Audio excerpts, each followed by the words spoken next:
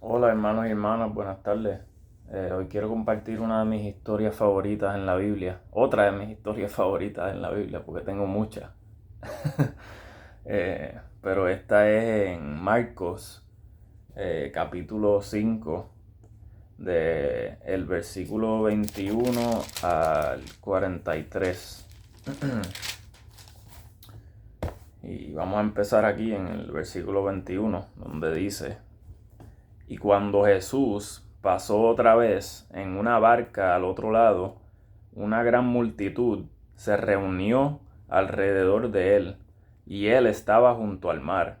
Y he aquí, vino uno de los príncipes de la sinagoga, llamado Jairo, y luego que le vio, se postró a sus pies y le rogaba mucho, diciendo: Mi hija está a punto de morir. Ven y pon tus manos sobre ella para que sea sana y vivirá. Y Jesús fue con él, y mucha gente le seguía y le apretaban. Y una mujer que padecía flujo de sangre por ya 12 años y había sufrido mucho de muchos médicos y había gastado todo lo que tenía y no había mejorado, antes le iba peor. Y cuando oyó hablar de Jesús, vino por detrás entre la multitud y tocó su manto, porque decía: Si tan solo tocare su manto, seré sana. Y al instante la fuente de su sangre se secó y sintió en su cuerpo que estaba sana de aquel azote. Y enseguida Jesús, sabiendo en sí mismo el poder que había salido de él, volviéndose a la multitud, dijo: ¿Quién ha tocado mi manto? Y le dijeron sus discípulos: ¿Ves que la multitud te aprieta y dices: ¿Quién me ha tocado? Pero él miraba alrededor para ver a la que había hecho esto.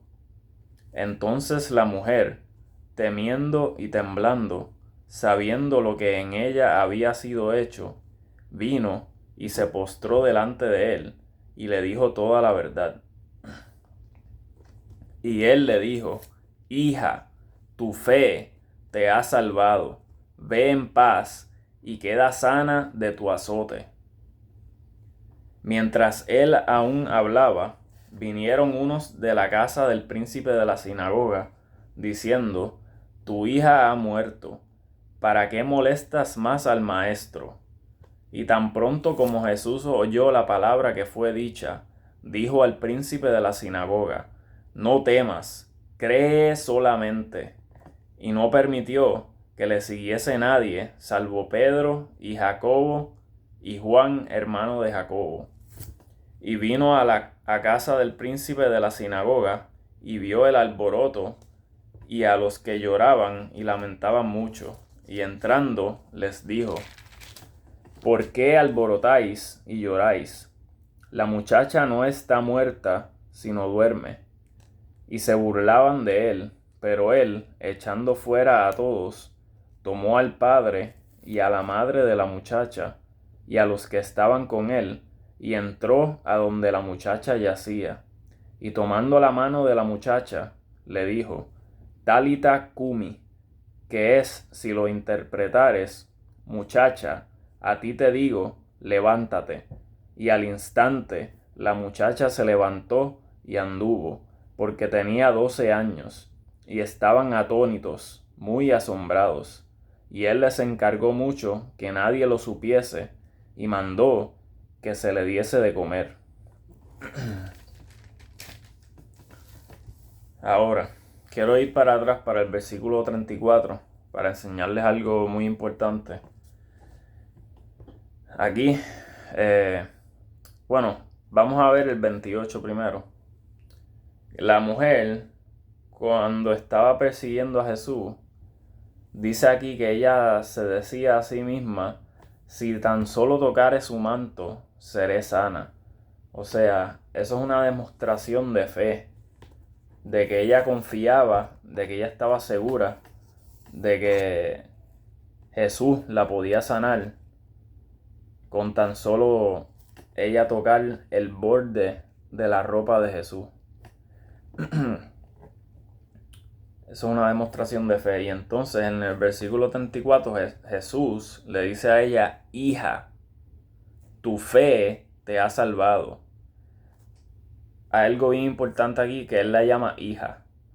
Jesús ni Dios en la Biblia le llaman hijos a alguien que no es hijo de Dios.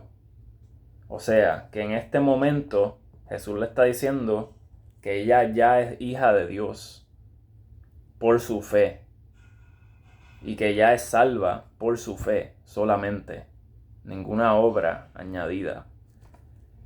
Y le dice: hija, tu fe te ha salvado, ve en paz y queda sana de tu azote. Y Jesús, Él nos da paz, Él es nuestra paz. Él es nuestra paz, y cuando estamos pensando en Él, andando en el Espíritu por la fe, recordando la palabra de Dios, permaneciendo en la palabra de Dios, tenemos paz y tenemos gozo. Es cuando nos fijamos en nuestras circunstancias, en nuestras situaciones, en nuestras tormentas, en nuestra carne, que podemos perder la paz y el gozo de nuestra salvación.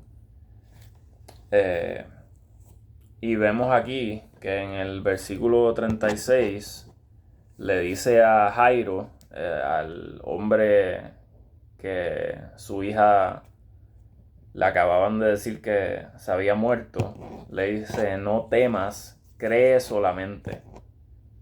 No le dice cree y arrepiéntete de tus pecados, le dice cree solamente. O sea, que creer solamente es suficiente para ser salvo.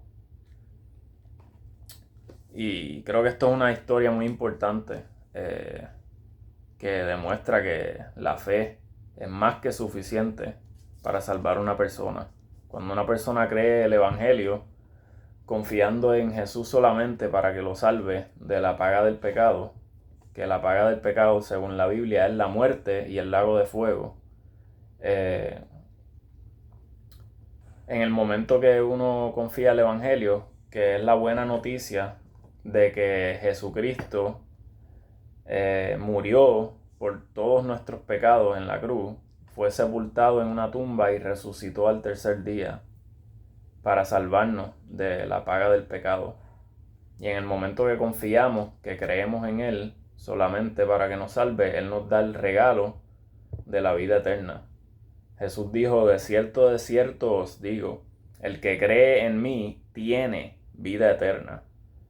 O sea que en el momento que tú crees en Él, ya tienes vida eterna. Tu espíritu ya es hecho eterno. Y como tu espíritu ya es hecho eterno, vas a vivir para siempre en la presencia de Dios en el cielo. Y en el momento que crees, también eres hecho hijo o hija de Dios.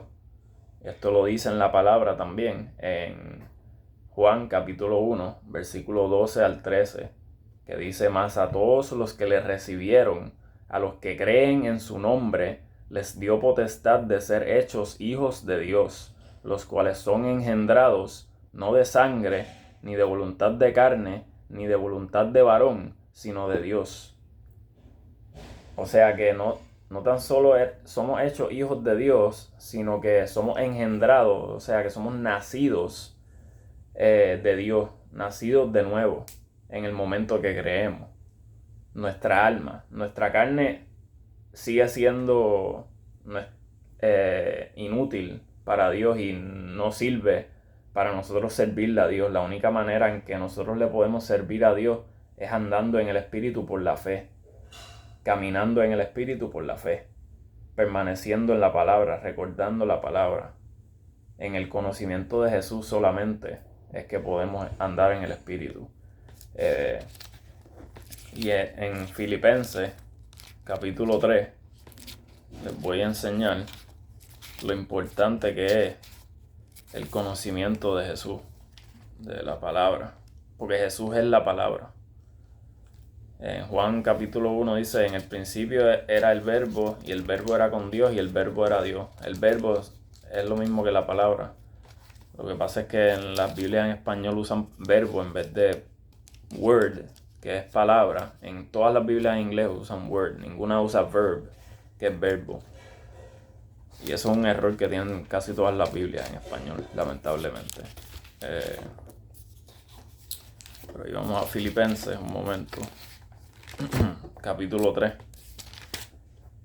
Versículo 8 al 9. Y dice, y ciertamente aún estimo todas las cosas como pérdida por la excelencia del conocimiento de Cristo Jesús, mi Señor, por el cual lo he perdido todo y lo tengo por estiércol para ganar a Cristo y ser hallado en él, no teniendo mi propia justicia, que es de la ley, sino la que es por la fe de Cristo, la justicia que es de Dios por la fe. O sea, que el apóstol Pablo está diciendo que todas las cosas, no está diciendo algunas cosas, todas las cosas las estima como pérdida comparado con la excelencia del conocimiento de Cristo Jesús. Y las llama estiércol, o sea, estiércol es caca, mierda, para ganar a Cristo. Porque el enfoque de la vida cristiana no son todas las cosas que nos rodean, ni tan siquiera nosotros mismos. El enfoque de la vida cristiana es Cristo. Y es solo cuando nos estamos enfocando en Cristo que podemos tener esa paz y ese gozo que viene de Dios, que es sobrenatural y que sobrepasa entendimiento, sobrepasa cualquier paz o gozo que te pueda dar este mundo. Es un gozo que viene de Dios y tú lo sabes. Pero sí, yo creo que eso es suficiente por hoy. Espero que esto les haya sido de bendición. El Señor les bendiga. El Señor les ama.